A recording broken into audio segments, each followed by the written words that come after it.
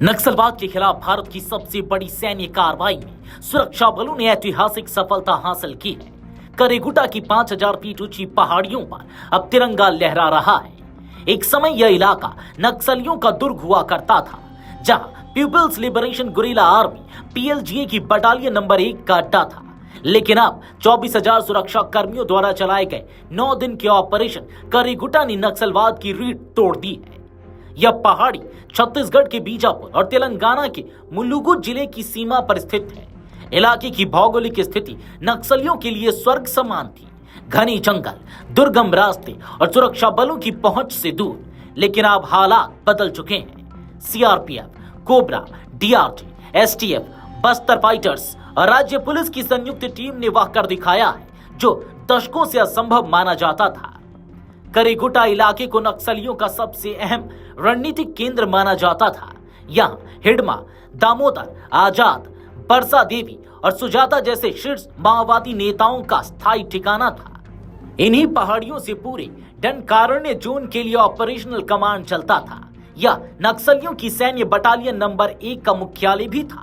Zone की सबसे ताकतवर लड़ाकू इकाई है। सुरक्षा बलों को खुफिया सूत्रों ने सूचना दी थी कि लगभग 500 से अधिक नक्सली इस क्षेत्र में छुपे हुए हैं, जिनमें पीएलजीए, तेलंगाना स्टेट कमेटी और डनकारण्य स्पेशल जोनल कमेटी के शीर्ष कमांडर भी शामिल हैं। ऑपरेशन की शुरुआत 21 अप्रैल 2025 को हुई। यह देश में नक्सलवाद के खिलाफ चलाए गए सबसे बड़े अभियानों में से एक है। इनमें 24,000 से अधिक जवानों ने हिस्सा लिया। जवानों को दुर्गम इलाके में पहुंचाने के लिए हेलीकॉप्टर का इस्तेमाल हुआ। वहीं ड्रोन और सैटेलाइट तकनीक से पूरे क्षेत्र की निगरानी की गई। सीआरपीएफ के डीजी जीपी सिंह और छत्तीसगढ़ के मुख्यमंत्री विष्णुदेव साय खुद ऑपरेशन पर नजर रखे हुए थे। केंद्रीय गृह मंत्री अमित शाह पहले ही स्पष्ट कर चुके हैं कि 31 मार्च 2026 तक देश को नक्सलवाद से पूरी तरह मुक्त कर दिया जाएगा।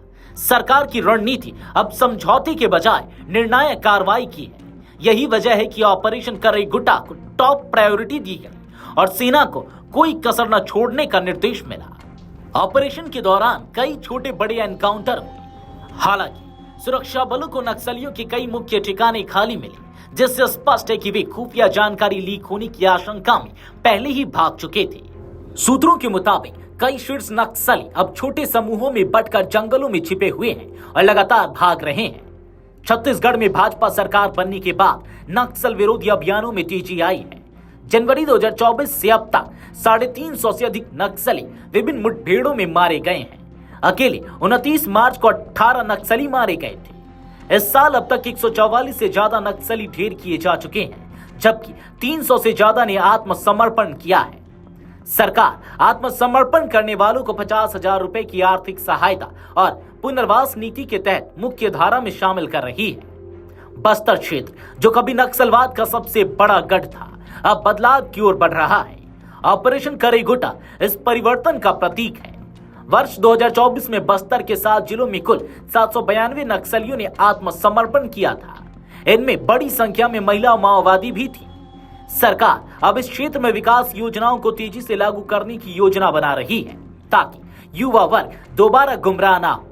करेगुटा पर तिरंगा का फहराना सिर्फ एक सैन्य सफलता नहीं, बल्कि एक मनोवैज्ञानिक विजय भी है। इससे न सिर्फ नक्सलियों की रणनीति पर करारा प्रहार हुआ है, बल्कि पूरे देश के लिए आशा और भरोसे का प्रतीक बन गया है। आने वाले समय में यह ऑपरेशन भारत की आंतरिक सुरक्षा नीति के सबसे प्रभावशाली अध्यायों में गिना जाएगा। Video desk Amar Ujala dot com. अगर आप ये वीडियो YouTube पर देख रहे हैं तो हमारे चैनल को सब्सक्राइब कर बेल आइकन दबाएं, और Facebook पर देख रहे हैं तो हमारे पेज को लाइक करें। 8 मिलियन प्लस सब्सक्राइबर, आपके इस भरोसे के लिए बहुत धन्यवाद।